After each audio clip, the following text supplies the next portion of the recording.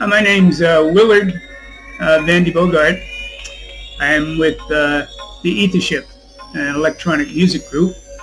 And as you can see, the Ethership plays sonic landscapes. And we've been doing it for quite some time. And we can be found on several of the social media outlets. We're on Facebook under Ethership, and we have a lot of our soundtracks on SoundCloud under Ethership, and we have 4 albums on Bandcamp. And I've written a few papers on what the Ethership really does, why it makes the music it does. It's on researchgate.net under my name, Willard Van de Bogart, and also on academia.edu. There's a real nice journal out in the UK, edited by Roy Ascott, called the Journal of Technoetic Arts. I'm going to be having a new article in that paper, in that journal, called Cracking God's Roof pretty soon. Little history is on Wikipedia under Ethership as well. So there's quite a few things you can locate about Ethership on the social media. The musicians that have been with Ethership over the years, many. I thought I'd mention a few of them. We had a very fine percussionist at one time, Zeb, no longer with us, I'm sorry to say, but he was a world-class percussionist. And we had Will Jackson. He was an extraordinary electronic music musician. He used to play in the Pacific Ocean to the whales on Greenpeace. Dave Corman, who is an excellent bass player, electronic bass player. Walter Stedding out of the Andy Warhol group played electronic violin. It was just absolutely wonderful. He's still with us, and every now and then we get together. Tom McVitie from Albuquerque, New Mexico, cello player with the Albuquerque Symphony Orchestra. Great musician, and an excellent technician as well. We, from Denmark, for some visual effects, we had Sebastian Frezzi Bülow on his VDMX. We had a show in Denmark once, and he did a wonderful job with us. We did a piece called Composition for Life. You can find that on YouTube. And, of course, we have Lemon DeGeorge, who is excellent electric harmonic musician. And Liz Bryant, who did a lot of solo with her voice, was just excellent. So there's quite a few people right there. We've done a lot of online as well. I've been working on the idea of collaborative sound art, where other musicians could join us, because the Ethership is sort of like a place, like a metaphor for a crew of musicians flying through space. And the first time we did a big collaborative art show was in Italy with Lino Masserino and his In Absentia pavilion that was a part of the global digital arts event called the Wrong Biennale. We had so many musicians, and I'd just like to read off a few of those musicians for you. We had Alexei Grankowski. He was from Russia. Very wonderful piece. Luigi Roderio from Italy, and Abe King, USA, Rosh from Italy, Lauren Roser from USA, Igor Vasiliev from Russia, Faust Hertz, he was from Spain, Puck Schott, he's from the Netherlands, wonderful piece. Doug Leonard, good friend of mine, he's a synthesizer man, wonderful Surge modular synthesizer player. He had a wonderful piece on the electric well. Marcus J. Bueller from MIT, in all his protein. He contributed a piece on, I think, the protein sounds of sperm whales, which was just an excellent piece. And Odin Olsen from Norway, also another Surge modular synthesizer player. And Paul Tuhill, also from Italy. So there's quite a few musicians, around the world have become part, and we're planning on maybe going to the Yucatan in Mexico for performance for the December 21st solstice, and inviting a lot of musicians to send in their MP3 files, and I'll put them on an iPod and intermix them. But the reason I'm doing the video today is to show you, how some of the techniques that I've developed I use. I use a lot of iPad synthesizers on iPads, and here you can see 3 iPads, and on behind me is iDensity, which actually has 6 different little modules ranging different frequencies. In the middle, you have Alchemy, the old Alchemy, not the one that was bought by Apple and turned into into GarageBand, and the quality isn't very good. So that's Camel Audio, and I still have the original iPad, so I can play the Alchemy on that.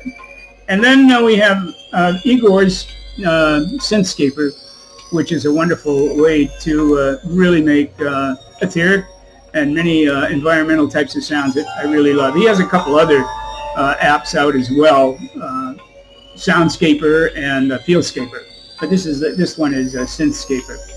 So as the title says, sonic landscapes, where you go around many different parts of the world and sort of like blend in with the natural environment. So you almost could say we're an environmental electronic music group, because I'm very sensitive to like the forces of nature and how they affect us. And I've arranged the synthesizer so I can phase different frequencies with the different synthesizer apps. So I can change over here with this one here, and with Alchemy I can put a chord and I can raise it a little bit. I can up that, and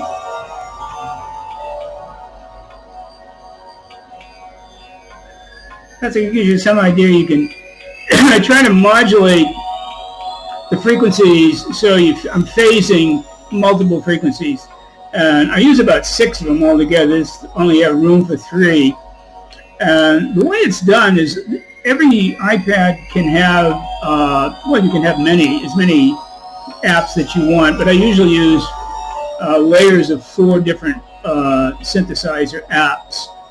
So with say 4 iPads, that's 12 different synthesizers that I could use, but I stop them and then mix in another synthesizer. And then the idea, the other musicians who play with us, they also can mix in their sounds. So we practice on phasing the frequencies. Now something very interesting happens. I've incorporated a protein synthesizer as well as an amino acid synthesizer. So I've been bringing in the sounds of our body, and as well as the microtonal frequencies. Irv Wilson on microtonal scales. He was a fan of Harry Partch, but so I can change the slightest configurations.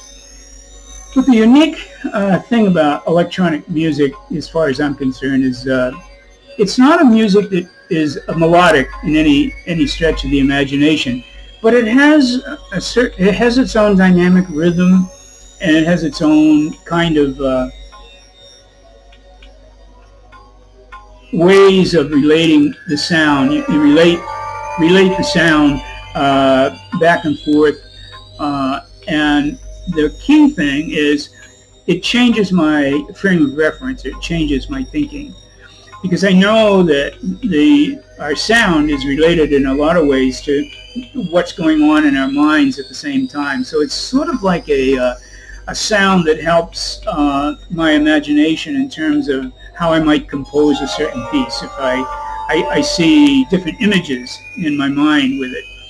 So the idea is the transference. I would like to transfer those kinds of sounds into the audience, because the audience really hasn't heard those sounds either. So there's quite a lot of research, a lot of writing on how Kamsi from Italy, I think, has written so much on what happens to the listener when they hear these sounds, when they really don't have any reference.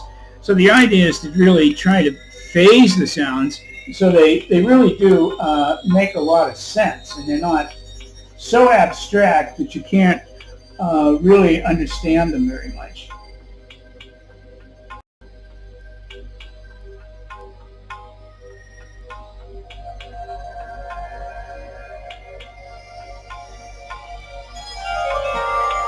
So I've changed, just to change a few sounds. So the idea is to change sounds along with changing your concept. So coming up, this natural environmental sounds is thinking of going to Mexico, is to join in with some of the sounds that you can't hear. We call them non-cochila sounds, sounds that affect the body but you can't hear it.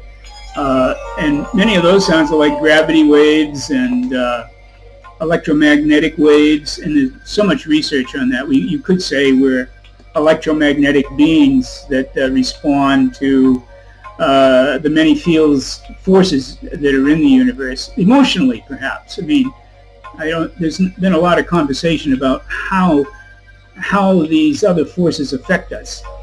But when you have the opportunity to go find a electronic synthesizer that actually makes different sounds, you can change the position of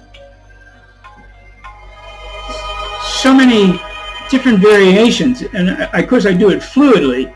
So as I'm moving with the sound, the cello player may come in, the violin player may come in, and when I make a change in a frequency, they'll change the frequency on their violin or cello or harmonica or whatever instrument that's actually being played.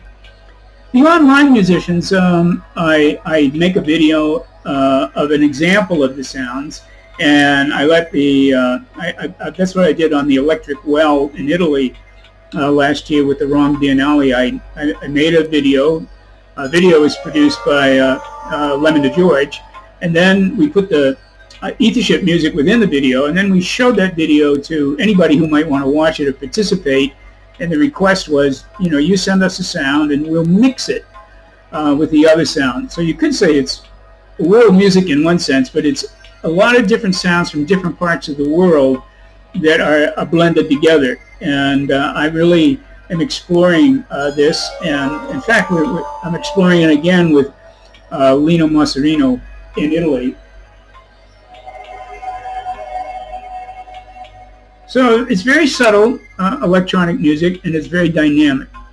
I don't know if once you start orchestrating the sounds, you'll find yourself really without any notation or anything like that. I've done notation, but it's different kind of notation.